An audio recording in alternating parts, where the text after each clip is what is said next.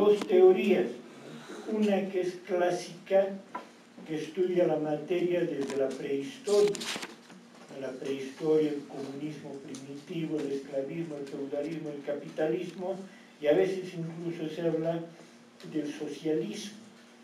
Y la otra teoría, que es la que está generalizándose, o por lo menos es mucho más seria, que plantea que la materia no es el estudio del trabajo, de la historia del trabajo, cómo trabajaban en la prehistoria, etcétera, sino derecho del trabajo.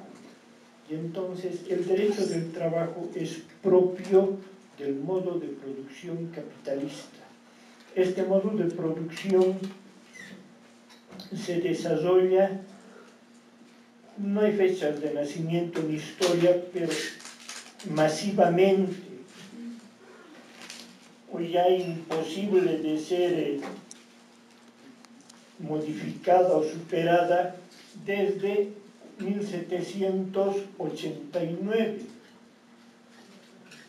desde el 14 de julio, la Revolución Francesa o la Gran Revolución Burguesa. Los empresarios privados, los capitalistas, toman el poder en Francia, y a partir de ese momento se produce la generalización masiva del capitalismo, porque ya era la época, así funcionaban las cosas, y porque Napoleón, por vía militar, impone en el resto de países,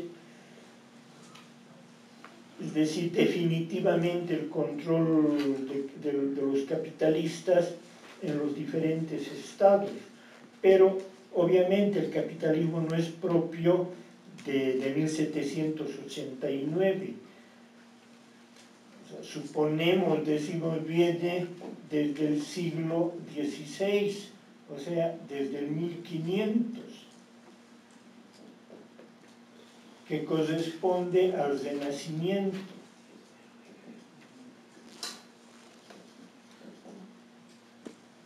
Que tampoco el 1500, para que haya sucedido el 1500, para que se haya producido el Renacimiento, han sucedido una serie de hechos a lo largo del 1400 y el propio 1500. La aplicación de la pólvora a la guerra, la brújula seca en Europa, que ha permitido navegar, como luego lo hizo Colón, fuera del mar Mediterráneo y por el océano Atlántico, por ejemplo. La imprenta de Gutenberg, que facilitó la cultura masiva, lo que antes no se había visto. La división de la Iglesia cristiana en católicos y protestantes. El descubrimiento de América, 1492, que todos dicen realmente es lo más importante que ha sucedido en aquel tiempo. Pero los historiadores suelen manejar todavía el 1453, que es la caída de Roma de Oriente, Constantinopla o Bizancio, la caída del Imperio Romano de Oriente, que precisamente por ese motivo obligó a que los europeos, que ya no podían cruzar a la India, a la China por tierra, por esos territorios, como antes lo hizo Marco Polo, piensen en que, y si se van por el mar y dan la vuelta al planeta, no sabían que el planeta era esférico, habían teorías, etc. Colón demuestra que la teoría era correcta, ¿no? Y luego Magallanes, y luego Elcano, ¿no? Que logra dar, que circunvala la Tierra. Entonces son varios elementos. Hay gente que dice, no, es 1545, cuando se descubre Potosí. Potosí fue el centro del planeta durante unos 200 años. Es decir, del 1500 al 1700 la historia mundial es Potosí. Uno no podría creer, pero esa fue la importancia que tuvo Potosí. Está en nuestro escudo, ¿no? En el escudo de Bolivia durante la constituyente en el 2006 al 9 se discutió y se dijo cambiaremos la bandera, si estás en constituyente cambiaremos todo lo que se pueda. Y no faltó uno que dijo y cambiaremos el escudo, y por qué el Cerro de Potosí está al centro. Si Potosí ya prácticamente nada y el cerro está agotado. Entonces ya no tiene sentido que el cerro esté ahí, pero en Bolivia no existiría de no haber sido Potosí. Esto sería cualquier país, cualquier cosa hubiera sido menos el país que tenemos. Es Potosí el que generó las fronteras que tuvo Bolivia al nacer. Entonces se habló de todo eso y se mantuvo el escudo. Lo evidente es que el 1500, con estos elementos de 1400, son el inicio de la denominada acumulación originaria de capital o acumulación primitiva del capital. Si el 1500 es capital mercantil, capital comercial, el 1600 ya es el ingreso al modo de producción capitalista industrial, en el cual con toda la fantasía de tecnologías que tenemos actualmente, pero modo de producción en el cual seguimos viviendo. Las grandes reformas agrarias que comienzan en Inglaterra son del 1612. Nosotros, ¿cuándo hemos tenido reforma agraria? 1712, 1812, 1900, 340 años después, ¿no ve? Al 9 de abril del 52. 340 años de retraso, entre comillas, a lo que ya se hizo en Inglaterra. Digamos que esa es la distancia económica que nos llevan. Y claro que se encuentran todavía rasgos anteriores del periodo del 1000, el 1100, el 1200 de las cruzadas, pero con este 1500 como acumulación primitiva originaria de capital y ya masivamente en 1789 estamos claros. Las primeras normas legales que abiertamente empiezan a tratar lo que hoy conocemos contratos de trabajo son las que corresponden al Código Civil Napoleón.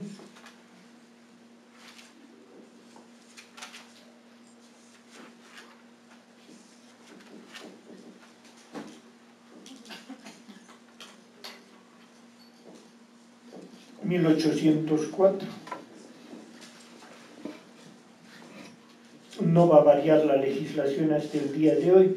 Todos han cambiado sus códigos civiles, inclusive los franceses, pero la base es la misma, porque el Código Civil Napoleón expresa el modo de producción capitalista que comenzó a vivirse en esa época. Y si seguimos en capitalismo, lo esencial del código no ha variado. Entonces, esa es la respuesta. Obviamente... yo no le puse todo eso, pero me enfoqué mucho en lo que fue la Revolución Francesa, porque cuando iniciaron las grandes industrias después de lo que fue el 5 de noviembre de 1799, cuando terminó la Revolución Francesa, se empezó a ver que el proletario, como no era productor de su capital en sí, tuvo que adherirse a mucho de lo que eran esas empresas. Entonces, si me he enfocado solamente en esto, la respuesta estaría como medio bien o directamente no. Mientras hay el análisis respecto a esto, está bien, obviamente.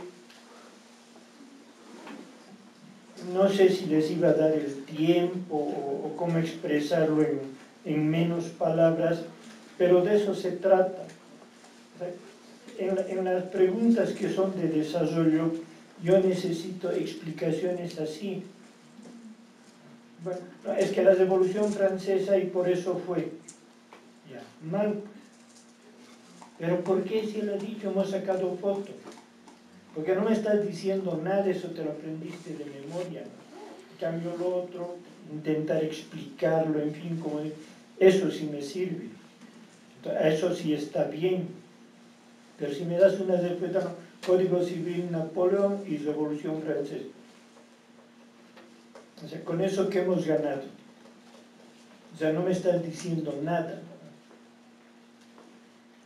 Ahora, hay que tener cuidado. Cuando hemos visto usos y costumbres, cuando estábamos viendo la primera parte de contratos, hemos dicho, tenemos que tener cuidado en diferenciar lo que es el derecho del trabajo en Europa y en Estados Unidos seguramente, a lo que es el derecho del trabajo en países como Bolivia, países africanos y países del Asia.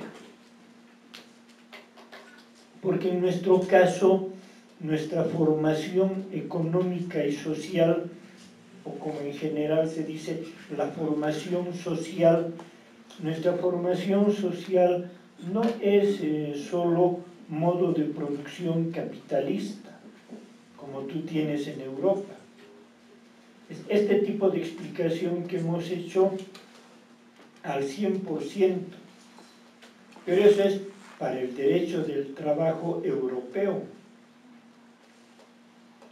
Pero lo nuestro no es pues Europa. Aquí no hemos tenido modo de producción esclavista. Por eso es que nunca hemos desarrollado ni un Estado ni una legislación como la de Zoma, que aprendemos en primer año. Pero nosotros no hemos tenido esclavismo. Un pueblo, el de los Yanaconas en el Incario, y algunas personas cayeron en una situación análoga a la esclavitud durante el Incario. Pero así, esclavitud como conocemos en el Viejo Mundo y en Roma, no. Aquí no ha habido modo de producción feudal. La ruptura con el feudalismo es 1789, la Revolución Francesa. La Revolución ya se produjo antes, en 1644, en Inglaterra. Revolución burguesa, capitalista, empresarios privados al poder. Y ya en Inglaterra le cortaron el cuello al rey Carlos. Lo ponen ahí con un hacha, lo dejan sin cabeza. 150 años antes que la Revolución Francesa. Pero claro, todavía el capitalismo era muy débil y estuvieron en guerra civil 50 años. A lo largo de ese lapso de guerra civil entre empresarios y latifundistas, pactaron, negociaron y crearon lo que actualmente es Inglaterra, Reino Unido, Gran Bretaña. Un Estado con monarquía parlamentaria, una alianza de clases entre feudales y empresarios privados. Como no se podían ganar, han decidido aliarse, hacer un bloque de clases dominantes para seguir dominando a los campesinos, los empresarios y la clase media, o que es los trabajadores y la clase media. Por eso tienes rey, ahora ya tienes rey en Inglaterra y tienes un parlamento burgués, lo que en Francia no. En Francia ya es una revolución modélica, total. Pero nosotros no hemos tenido esa situación de paso del feudalismo, de pelear contra los señores feudales para hacer una república capitalista. Aquí no ha habido feudalismo. Pero habían haciendas. Pero nunca las haciendas aquí han sido feudales, porque nunca la propiedad ha sido feudal. Aquí el sistema de dominación español ha sido distinto, mediante encomienda y repartimiento.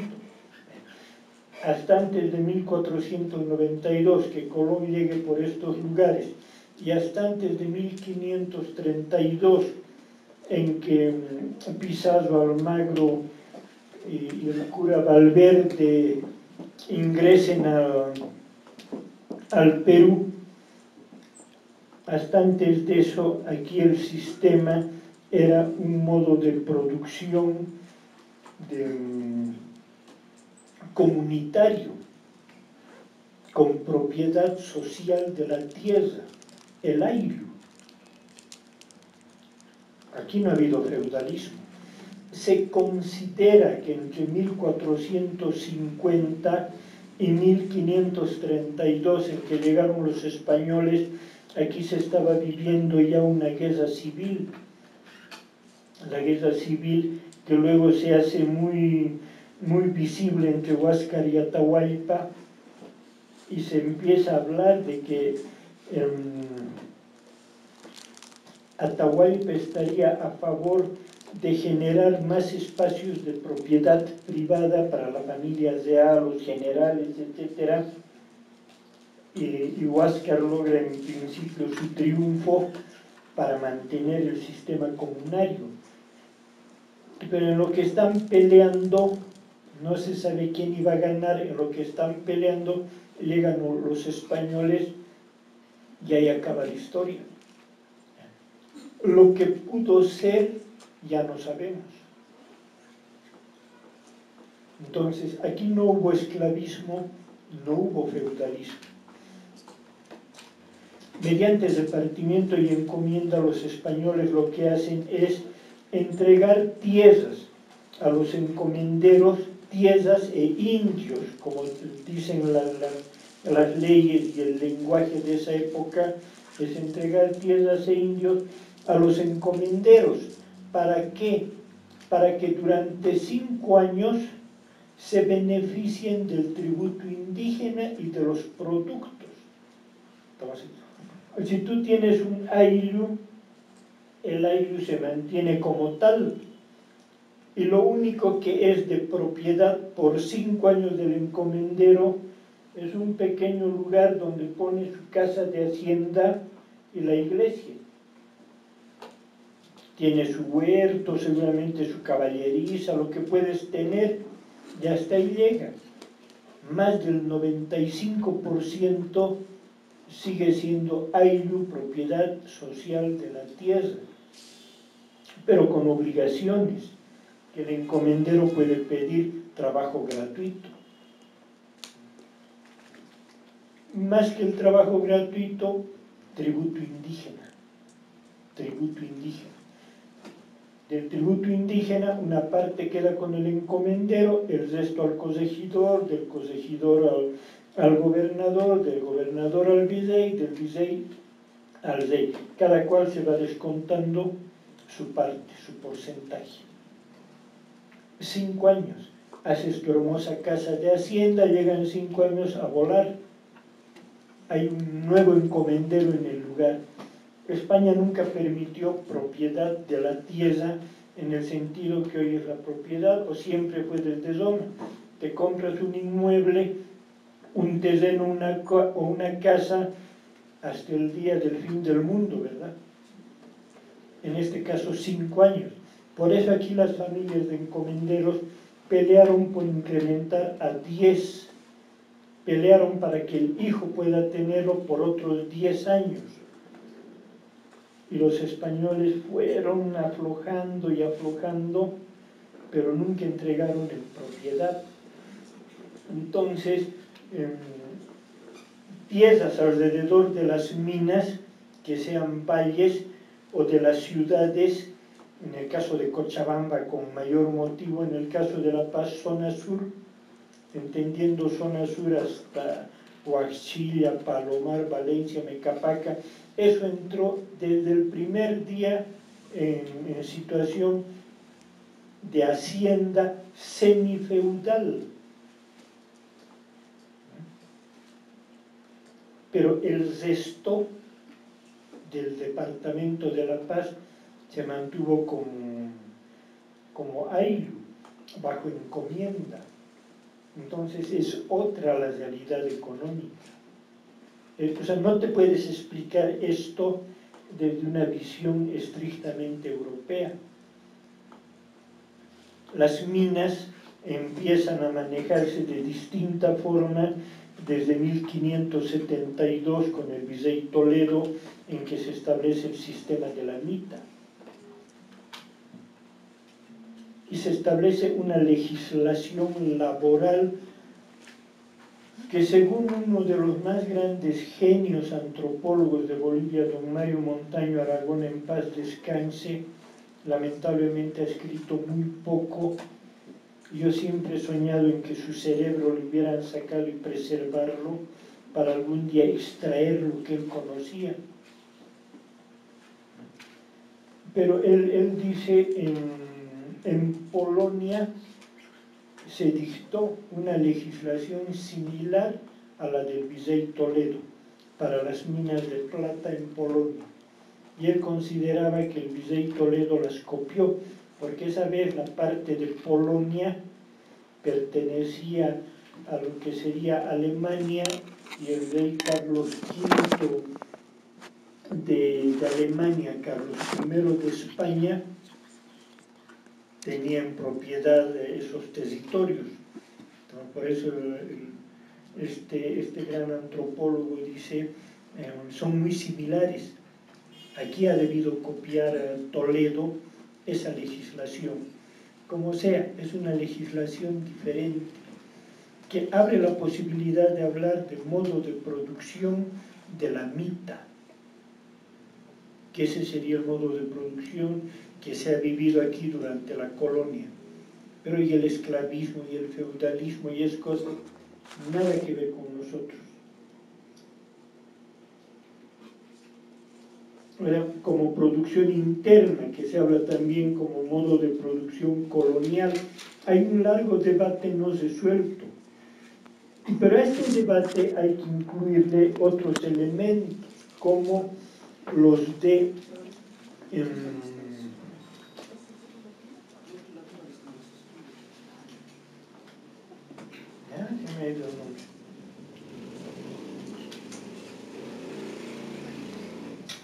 ahorita me voy a acordar,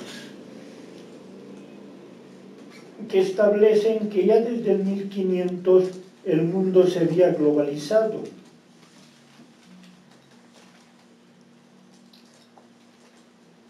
Las potencias europeas ya estaban viajando, sacando recursos, conquistando todos estos territorios, pero las riquezas que llegaban a España, una España feudal de medioevo, de la contrarreforma, mientras en Alemania, en Suiza, en el norte de Francia, en Inglaterra, se había hecho la reforma cristiana, se rompió con el catolicismo, porque se decía el catolicismo es una religión feudal de la Edad Media.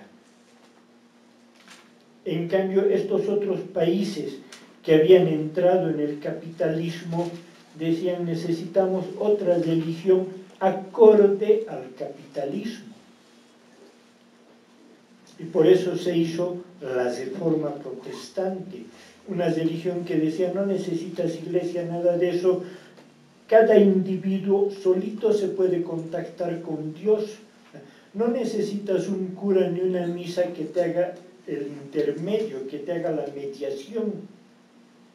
Cada individuo, por liberar el pensamiento, cada individuo solito puede charlar con Dios, depende de Dios si te quiere escuchar o no. Entonces, contra ese liberalismo económico capitalista de la época, en España, en Portugal y en Italia, se lanza la contrarreforma. Y es decir, ahora por lo mismo vamos a ser 10 veces más católicos contra los protestantes. Y esa es la religión que nos han traído, afincado en criterios feudales.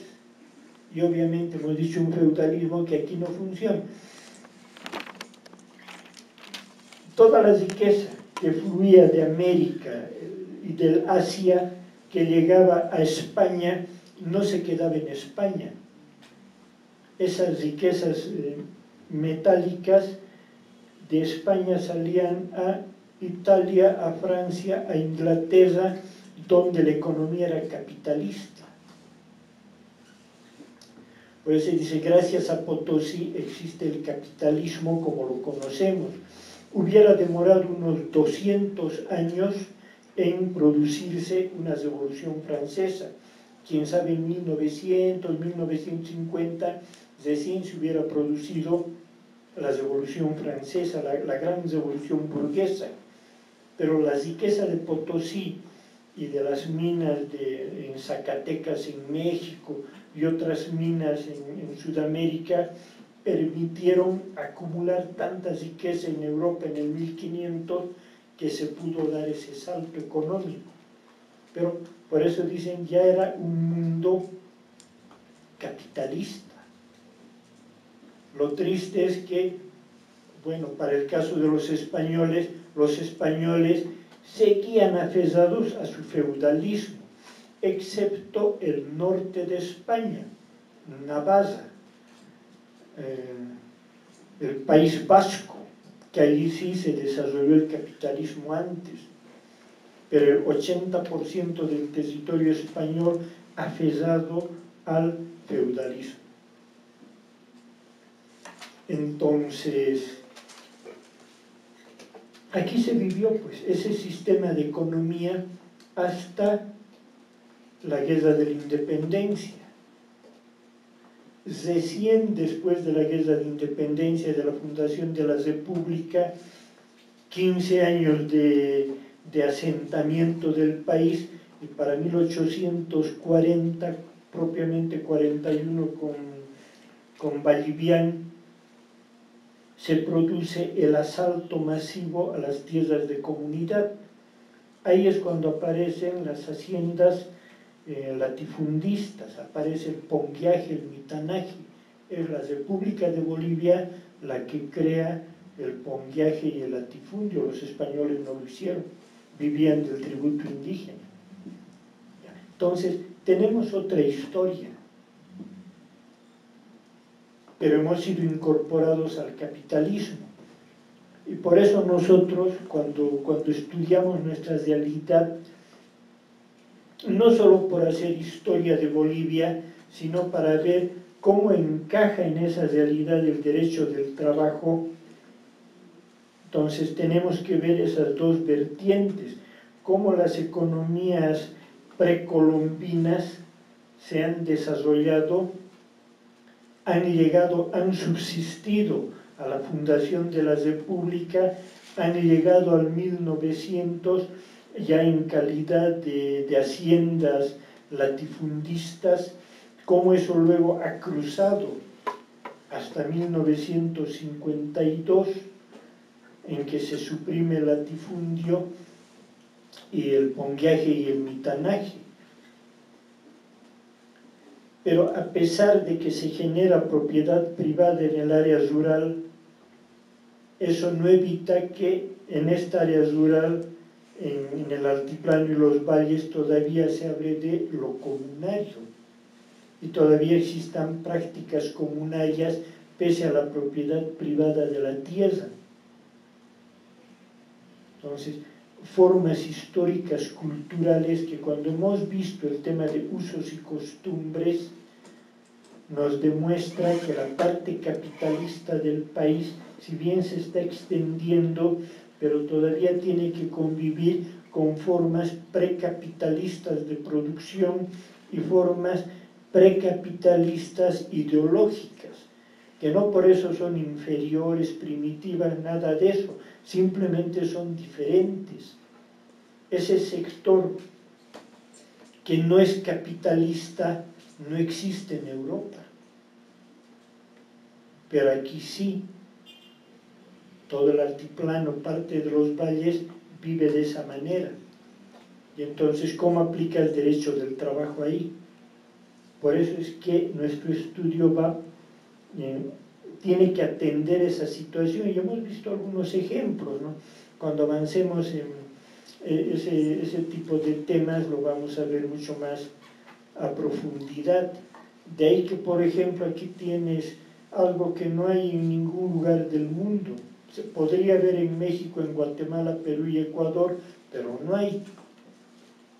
El hecho de que la Confederación Sindical Única de Trabajadores Campesinos de Bolivia esté afiliada a la Central Obrera Boliviana, no es la Central de Trabajadores de Bolivia, donde entrarían todos. Esta es Central Obrera, es el sindicato de los obreros, a donde está afiliada la Confederación de Campesinos, que no tienen relación obrero-patronal, son cuenta propia, son propietarios de la tierra, pero están ahí unidos. Por eso se dice, dentro de una de las explicaciones de la historia del sindicalismo nacional, se dice el sindicato en Bolivia es distinto. Afuera no entienden, admiran pero no entienden. ¿Por qué? Porque ¿quién es el minero y quién es el obrero? Ahora ya ha habido movilidad social, pero hace 70, 80, 90 años, ¿quién era el obrero? ¿Quién estaba en las minas? Era el campesino, que siendo pongo se liberaba, pero para trabajar en la mina. Y ese aymara o quechua, siendo 10, 20, 100, 200, 300, llevaba su ideología de comunidad, de organización comunitaria. Todo es asamblea, ulaca, ¿no? ¿Cómo vamos a decidir qué se va a hacer para la fiesta patronal, la fiesta del pueblo? Haremos asambleas, chachahuarmi, ¿no? Nos reuniremos todos y decidiremos. Pero eso es bien similar al sindicato moderno europeo.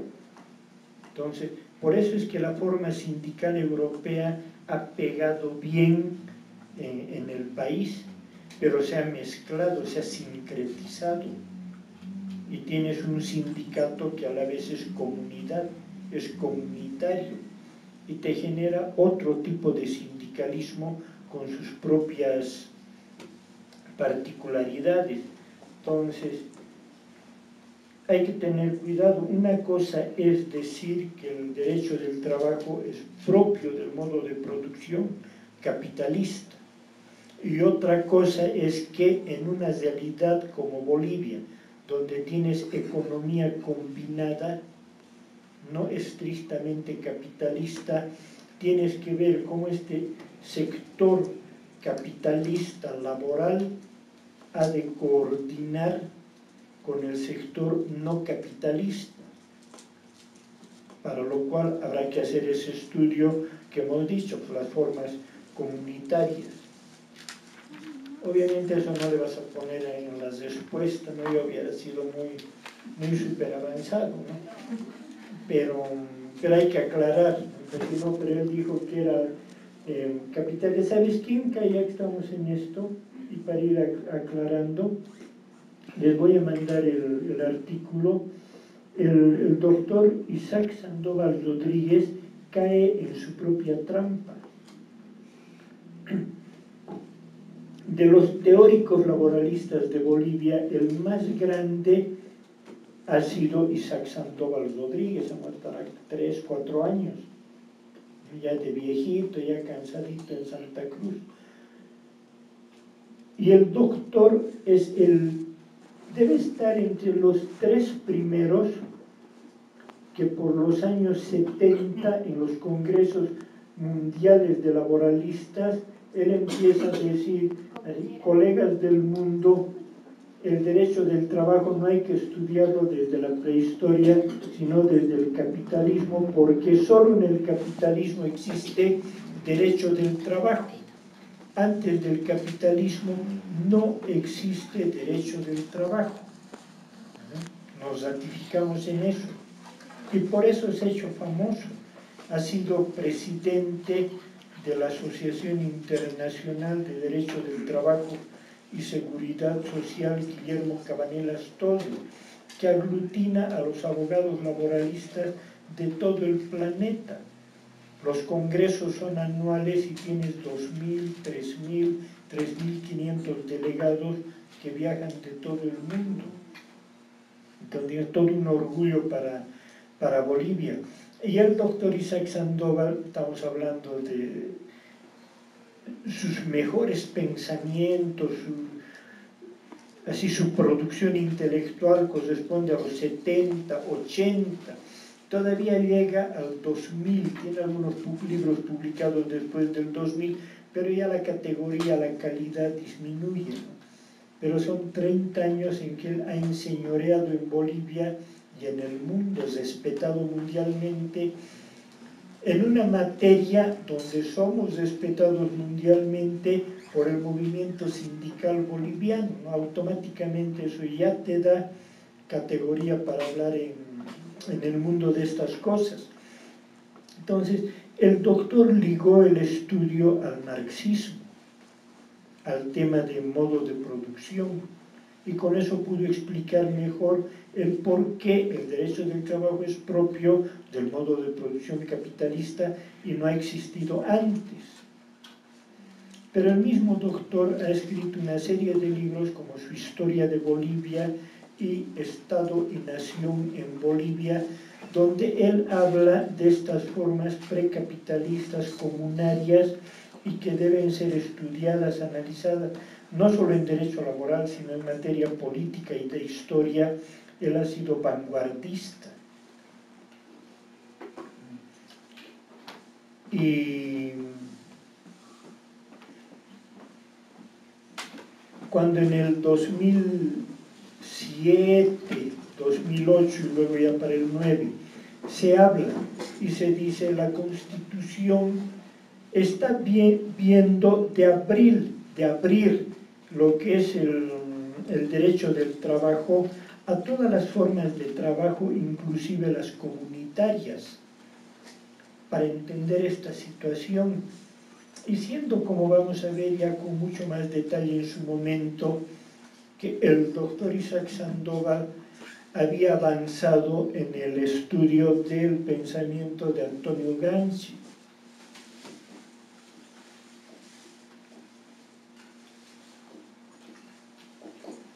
Este es un teórico italiano marxista, neomarxista, postsoviético, que plantea que lo fundamental para estudiar en sociología y en todas estas cosas es lo ideológico, la ideología.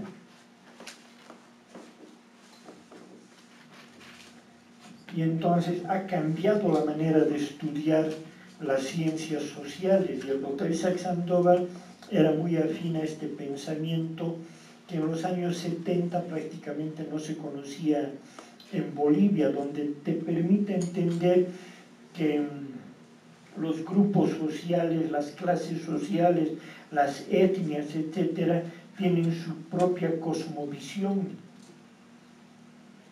Y a pesar de eso, y del proclamar formas, como hoy día diríamos lo plurinacional, cuando se plantea en la constituyente de abrir el derecho del trabajo a otras formas laborales, entendiendo esta interacción que existe con el sector laboral capitalista, el sector de la economía capitalista, el doctor sale y dice no, con toda la autoridad que él tenía de experto mundial, y él dice es un absurdo que quiere imponer el sector campesino al país y no va a funcionar.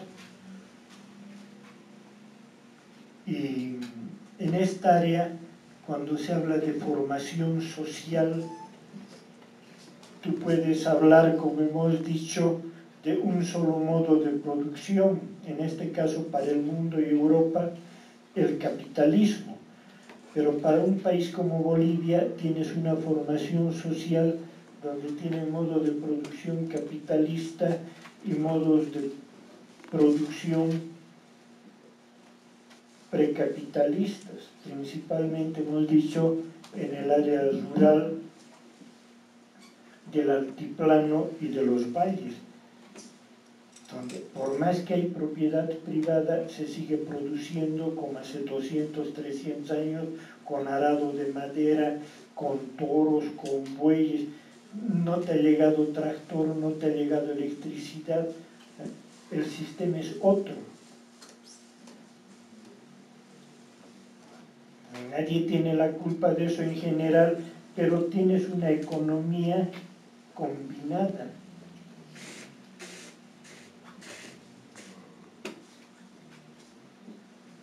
Y esta es la realidad social, y nosotros hemos dicho que el derecho del trabajo atiende la realidad social y la correlación de fuerzas.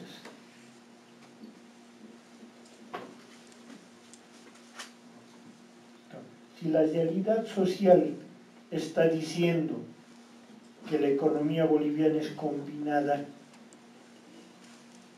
entonces el derecho tiene que expresar esa economía combinada, como lo hace la Constitución, o ha intentado, posiblemente lo ha hecho mal, pero ha intentado expresar esa realidad de economía combinada, de cosmovisiones distintas, pero combinadas. Y el derecho del trabajo, desde su especialidad, su particularidad, también tiene que ver eso. Y esa es la idea. Pero el doctor dice, no, derecho del trabajo es solo capitalista. ¿Cómo vas a juntar con otras cosas? No tiene sentido. Y contradice su propio pensamiento por mantener lo esencial de lo que había sido su triunfo teórico mundial. Y hemos visto, ¿no?, ejemplos en usos y costumbres, y los vamos a ver con más detalle cuando avancemos mucho más. Pero vale la pena ir adelantando, ¿no?, para ver cómo funciona esto. Ya. Otra pregunta dice, ¿el sector por cuenta propia en esencia también tiene relación de subordinación y dependencia? No. La señora que vende dulces, el taxista, que no sea un taxista asalariado, ¿no?, taxista dueño de su taxi, etcétera, el campesino, el gremial, no tiene relación de dependencia y subordinación. ¿En qué subclases se descompone el principio de protección? Indubio pro operario, condición más favorable, regla más beneficiosa. ¿Qué es la tarifa horaria? Lo que gana el trabajador en una hora de trabajo. ¿Cómo se aplican los contratos de leasing leaseback? Esto les he explicado con detalle y no han podido contestar.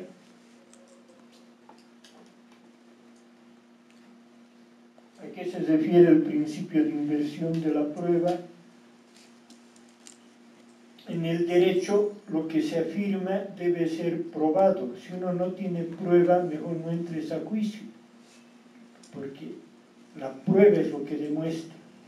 Entonces, la carga de la prueba corresponde al que afirma, excepto en derecho del trabajo, donde se aplica la inversión de la prueba. El trabajador afirma y el que tiene que demostrar lo contrario es el empleador. Como les he comentado, esto que hemos incorporado en la constituyente, el doctor Víctor Hugo Chávez hizo ampliar para la investigación de paternidad. Entonces, en el derecho del trabajo en general, la inversión de la prueba, y en derecho de familia para la investigación de paternidad. Ese punto y el tema del mar, esos dos artículos son creación del doctor Víctor Hugo Chávez, ¿no? Él dice que no más de la Constitución, pero no.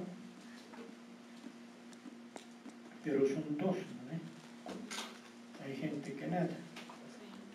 Ya.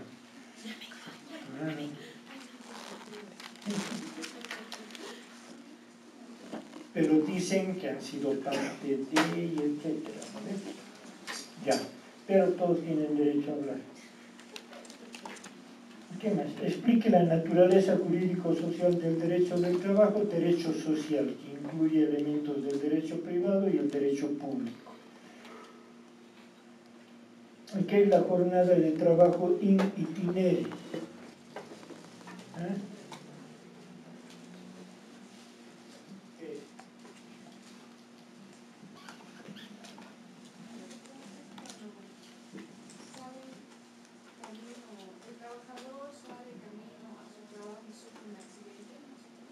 Sí, o sea, no es necesariamente las 8 horas de trabajo, ¿no? Desde que sale de su casa al trabajo y desde que sale del trabajo camino a su casa. Pero eso es más de las 8 horas. Sí, puede que viva en Piazza y trabaja en la zona sur. De ahí a Piazza tenemos 4 horas de viaje. Esas 4 horas de viaje in itinere. Cualquier cosa que le suceda se considera como si se hubiera producido el problema, el asunto dentro de la empresa, en itinerario, in itinere. ¿Qué son el salario real y el salario nominal? El salario nominal, la cantidad de dinero que gana el trabajador, y el salario real, el valor adquisitivo de la moneda, de lo que gana. ¿Cómo? Hemos explicado, y cuando lo hemos explicado debe ser ahora unos 3 meses o 2 meses, dijimos no vaya a ser que esto lo volvamos a vivir así en vivo y en directo. Por el tema de la crisis mundial, la guerra Ucrania-Rusia y la falta de dólares en el Banco Central, ¿recuerdan? Entonces, asumiremos que el dólar sea un dólar igual a boliviano 7. Está 6.94, 6.96, pero asumiremos que sea 7. Y que el trabajador gane 2.100 bolivianos. Eso implicaría que un dólar 7, 10 dólares 70, 100 dólares 700, 700 por 3, estamos hablando de 300 dólares.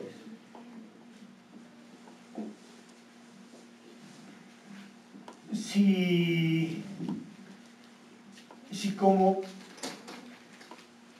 como dicen las entidades financieras mundiales, por ejemplo, ya Alemania ha entrado en recesión, en el próximo mes Estados Unidos podría ingresar en recesión.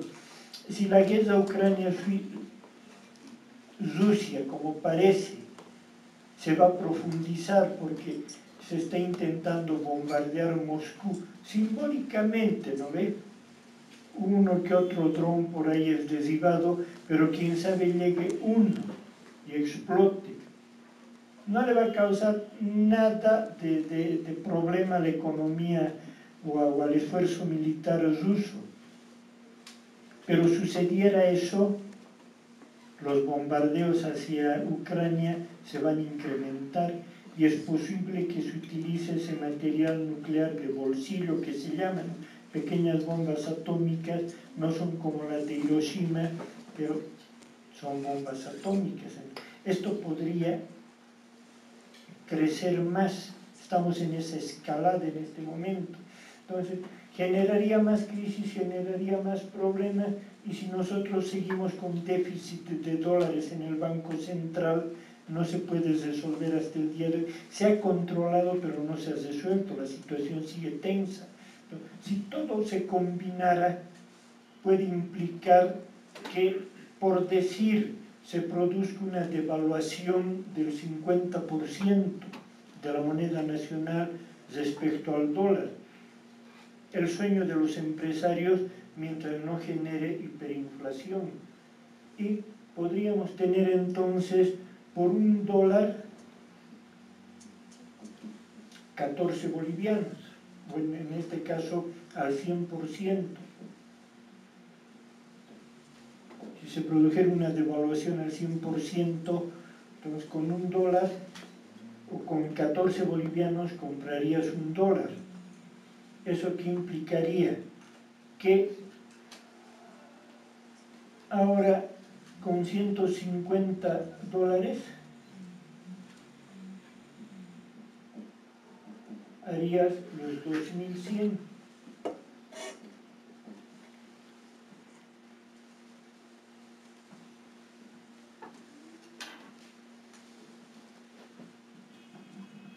$10, 140, $100, 1400, más 700, 2100.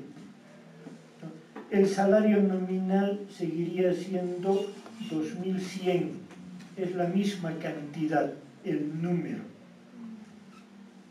pero el valor adquisitivo ahora es 150 y ya no 300. Entonces, tú vas a ir al mercado con tus 2100 bolivianos y vas a comprar la mitad de productos. Pero ¿qué ha pasado? Estoy yendo con el mismo dinero que iba antes. Sí, pero ahora es la mitad. Este es salario nominal y este es salario real, el valor adquisitivo. Por eso harían bien los sindicatos y los trabajadores de empezar a pactar en los convenios de trabajo no en bolivianos, sino decir en boliviano, pero atado al dólar boliviano, 7 por dólar. Doctor, una consulta. Bueno, en lo que se refiere a los tributos, impuestos, nos aplican en función a la UFB. Y no sería un referente, tal vez, quizás, que los trabajadores también podamos encaminar por ese lado, o sea, antes del dólar, que nos paguen a través de la aplicación de la UFB. Las unidades de fomento a la vivienda, aunque tienen una apreciación mayor que el peso boliviano, están calculadas en peso boliviano. La devaluación se va a producir no en función a la UFB, sino en función al dólar, que a pesar de todo sigue siendo la moneda mundial. Se están buscando una serie de pactos. El propio presidente ha hablado de que vamos a entrar en una economía del yuan, a una economía china. China-Rusia, China-Brasil, China-India están pactando en yuan para romper el monopolio del dólar. Pero hasta que eso no suceda dentro de los 5 o 10 próximos años, si es que sucede, hasta eso la economía mundial está ligada al dólar. Aunque lo hiciéramos en UFB, o sea, no interesaría respecto a qué moneda. Asumiremos que, por decir, el yuan sea 1 por 7, o la UFB, el que tomemos de referencia. Igual, si se produce la devaluación, se va a producir a esta moneda que es la de referencia y el resultado va a ser eso, el valor adquisitivo en el mercado y cuánto tú ganas. Les he comentado, yo era millonario. ¿No les he comentado nunca? No. Yo he sido millonario. Yo he debido llegar a ganar unos 12 millones de bolivianos. A mí me alcanzaba para comprar 2 latas medianas de leche Clean. Y si me ponía a discutir el precio, una lata. Salario nominal. Se lanzaba durante la época del 80, ya los gobiernos militares y luego la UDP, 82 al 85. Entonces, el gobierno te devaluaba, huelga general de la Central Obrera Boliviana, el gobierno decía, no hay problema, tienes razón, ahora van a ganar 4.200. Ya, genial 4.200, pero te volvía a devaluar esto. Otra vez nada. Huelga general, está bien, ahora van a ganar 8.000, te lo volvía a devaluar. No alcanza, ya, entonces ¿cuánto quieren ganar? 100.000, pero 100.000, pues claro que sí, pero otra vez te lo volvía a devaluar. Cada que te aumentaban el salario nominal, iba disminuyendo tu salario real. Ya bajaba a $140. Y ahora van a ganar $500,000 de bolivianos. Al cambio del dólar, ahora ya es $120. Ya, entonces, 1.000.000 de bolivianos. Ya el salario, al real, ahora ya es por $100. Ya, es que nos paguen 2 millones de bolivianos, $2 millones. Salario real, $50. O sea, me aumentas aquí millones y esto cada vez es menos, ni siquiera se mantiene. Por eso hemos hablado de la consigna de salario mínimo vital con escala móvil. Sobre un salario que me alcance para vivir, si se devalúa, automáticamente me tienen que subir por la escala móvil al valor referencial de mi salario original. Hay 3 decretos de escala móvil durante el gobierno de la UDP, no al mínimo vital, sino al mínimo nacional. Y lo vamos a estudiar, porque no sabemos qué va a suceder con la economía. O sea, no solo es problema de Bolivia. Empeora la cuestión Rusia-Ucrania y todos estamos tumbados en 3-4 meses. Y entonces vas a tener este tipo de problemas. Entonces, para asesorar un sindicato ya hay que ir, prever. Si no pasa nada, se mantiene la estabilidad cambiaria. Desde el 2006 está así, 17 años. Genial, se mantiene la estabilidad cambiaria. Súper, debe ser el único país del mundo que se ha mantenido así. Está bien, en buena hora. Pero si no se diera eso, ya hay que ir viendo otros escenarios. O sea, la labor de los abogados es prever y asesorar al cliente.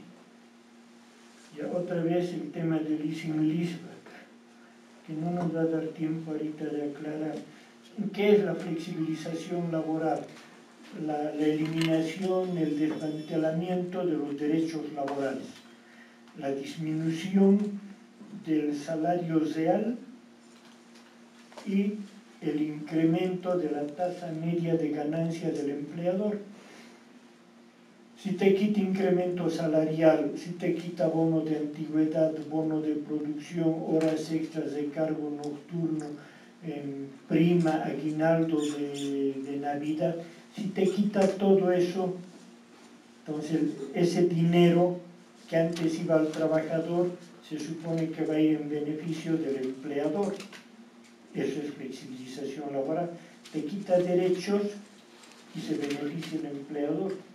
¿Qué es lo que hemos dicho? Del 85 al 2005, durante el periodo neoliberal y durante el gobierno de la señora Áñez, que además de la visión ideológica que tenía la señora, hemos visto cómo ha afectado la crisis mundial y el COVID, ¿no?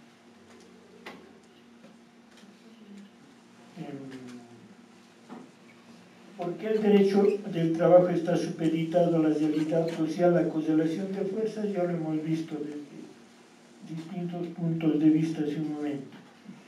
¿Cuál es el tratamiento legal del trabajo nocturno y trabajo en feriado? De 8 de la noche a 6 de la mañana, según el sector laboral, de 25 a 50% de incremento. Y en feriado, 2 por 1, el 100% de incremento a lo que gana el trabajador. Y otra vez el tema de leasing-leaseback, que como ya lo hemos explicado en súper detalle, ahora lo haremos en sencillito. Hemos dicho el leasing y su variación de leaseback es un contrato civil comercial que se aplica en el área civil comercial. Es un contrato de alquiler con derecho a compra. un contrato de alquiler con derecho a compra. Entonces, yo puedo ir a un banco, en fin, y decir, quiero un departamento en alquiler, y que me digan, pero usted lo quiere en leasing. Bueno, ya, ¿por qué no? Entonces, el contrato dirá, tiene que pagar, qué sé yo, $250 o su valor en bolivianos mensual, el canon de alquiler. ¿Qué es un canon de alquiler real? Si yo fuera a contratar un departamento de esas características donde sea, asumiremos me cobran lo mismo. Eso yo lo puedo pagar durante años, cada mes, 1.250. Yo vivo en alquiler, sigo pagando y me desangro, pero ya mi problema será vivir en alquiler, ¿no? Pero por leasing, el banco me puede decir, si usted paga $250 mensuales durante 10 años, va a estar dando ¿cuánto? Unos $30.000, ¿no? Alrededor de. Si usted paga esa cantidad, al cumplir el 10º año, usted decide, ¿sigue queriendo pagar alquiler o esto ya es de su propiedad? Porque al banco le ha costado esa cantidad de dinero. Y es como haber comprado el departamento en cuotas mensuales. Pero el contrato es de alquiler con opción, en realidad, a compraventa. Y el contrato dirá en 10 años, en 15 años, la persona, si ya está de acuerdo, es como si lo hubiera comprado a crédito. Ya. Entonces, ese es un contrato común y silvestre, de los cuales hay miles, para comprar vehículos al menos, se utiliza para lo que quiera. ¿Qué sucede? Nos vamos al derecho del trabajo. En el derecho del trabajo, el empresario necesita capital. El 99.999 de empresarios necesita capital de operaciones, necesita capital para comprar tecnología nueva, para traer materia prima. Lo que más falta le hace al empresario es dinero. ¿Quién tiene dinero? El banco. ¿Y el banco vive de qué? De prestar plata. No presta plata, se muere. Entonces, ¿qué va a suceder? El empresario se va al banco y dice, necesito un préstamo. El banco feliz le va a decir, ¿por qué no? Mejor si es un sector de producción, en buena hora. Ya. ¿Cuánto necesita? El monto que fuera. Entonces el banco va a decir, yo necesito una garantía, porque el dinero no es de los empresarios accionistas del banco, el dinero es nuestro, de los ahorristas. Todos tenemos un centavito en el banco y a fin de mes te dan tu interés. ¿De dónde está saliendo el interés? De que el banco tu dinero lo mueve, lo presta, recupera con más intereses, te da tu interés, tiene su ganancia. Lo que pasa con el banco fácil ya a todos nos ha ilustrado. Lo que pasa es que el banco fácil ha prestado ilegalmente. Pero un banco normal, así serio, te va a decir, te presto el dinero, todo legal, garantía. ¿Cuál es la mejor garantía? El inmueble, el terreno y la edificación. Listo. Entonces te presto 1 millón, pero a condición de que el inmueble por lo menos tenga el valor del doble, si no, no le sirve al banco. Y está prohibido prestar, hay condiciones, pero lo del banco fácil es una barbaridad, porque no puedes mover un peso sin que ASFI no sepa y no te diga estás prestando mal. Y estos ya eran 4 años o más que estaban así. Entonces hay muchas cabezas que van a rodar, porque no es que el banco hace lo que le da la gana y le han pescado, ¿no? es un control. Hubo una quiebra, o sea, como 6 bancos han quebrado entre el 85 y el 2005. Y eso aquí ha vacunado para que se le pongan los controles que hay en todo el mundo. No es cosa de Bolivia nada más. Pero ya, ese no es nuestro lío. Ninguno es gerente ni ejecutivo de la ASI o del banco casi. Problema aparte. Entonces, el inmueble tiene que valer por lo menos el doble. Con eso el banco se garantiza. El banco hace todo el trámite súper legal, transparente. No hay robo, no hay nada de lo que ha pasado en Fácil. Un banco actúa legal. Te da el dinero, hipoteca el inmueble. La empresa quiebra. Los trabajadores hacen un juicio por beneficios sociales. Anotan el inmueble en derechos reales. Obtienen sentencia ejecutoriada por sus beneficios sociales y subastan, rematan el inmueble. Rematan el inmueble y se quedan con todo el dinero. Y el banco actúa legalmente. Aquí no es lo que ha pasado en ese ejemplo. Aquí el banco ha cumplido todas las reglas a cabalidad, ha hecho la hipoteca, todo como debe ser. Pero los trabajadores lo han rematado, se han cobrado su dinero y asumiremos que por lo general no sobra nada. Y el banco, claro, la aseguradora, la de aseguradora internacional va a pagar ese dinero porque los ahorristas somos los perjudicados, ya. Pero no es un crimen sin víctima. Las de aseguradoras van a decir, con ese banco nunca más. Pero no es culpa del banco, fuera el Fácil ya, es un banco que ha hecho todo lo que se tiene que hacer. Sí, pero igual, hermano, o sea, nunca más con ese banco mundialmente en rojo. Nada con ese banco. Entonces, tú que eres asesor de banco, o estos que han mirado eso, dicen, no sirve. Hipotecarlo no sirve. Antes era la garantía. Entonces, ¿cómo el banco puede seguir operando sin riesgo de estos trabajadores malafes, etcétera, etcétera? La única manera es leasing, leaseback.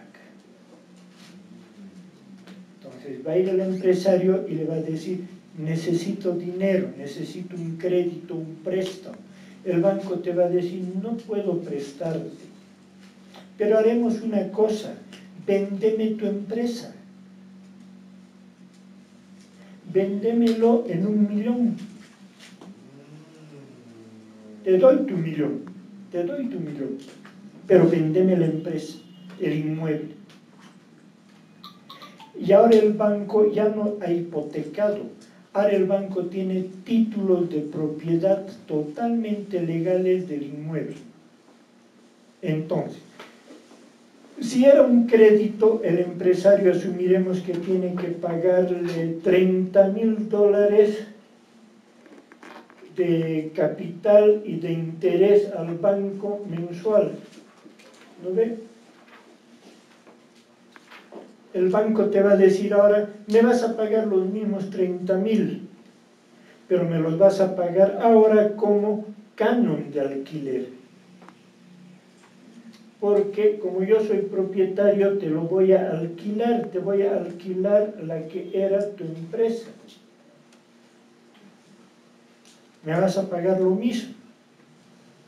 Lo mismo que tardarías en pagar el crédito, vas a estar pagando el alquiler, con un contrato de leasing que diga, al cumplimiento del pago del millón más los intereses que correspondan, todo legal, ¿no? El banco no te va a robar un peso, el interés que establece el Banco Central de Bolivia. Una vez que pagues el millón más el interés correspondiente por vía de canon de alquiler, el banco te va a decir, ¿quieres seguir pagando canon de alquiler o ya, como es del leasing, si quieres ya es tuya otra vez tu empresa, tu inmueble? El empresario va a decir, devolvémelo nomás mi inmueble, y de lo que era un contrato de alquiler se convierte en compraventa.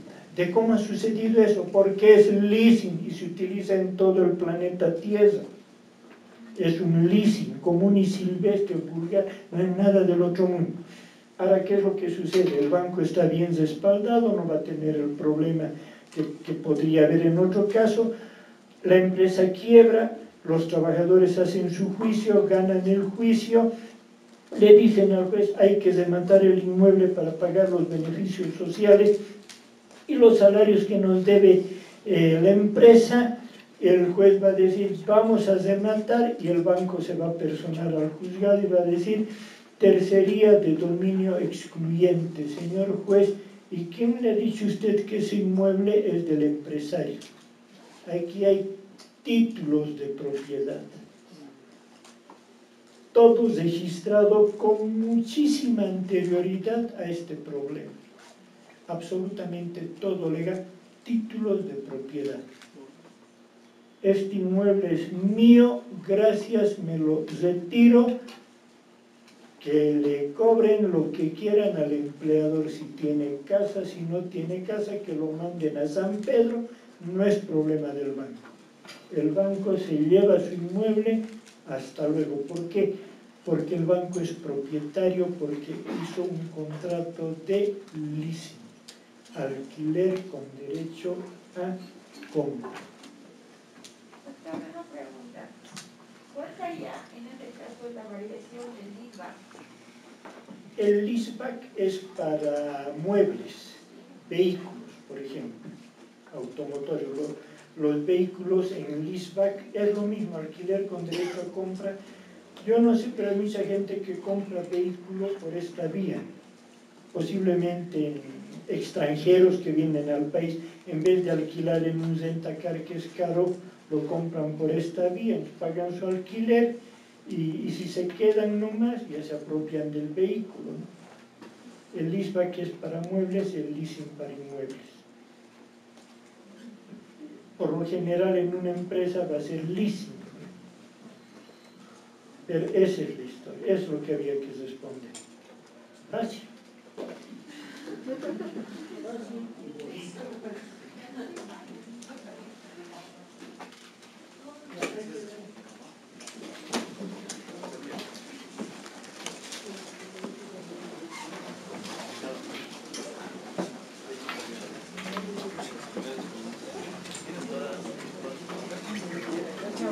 Chao, chao.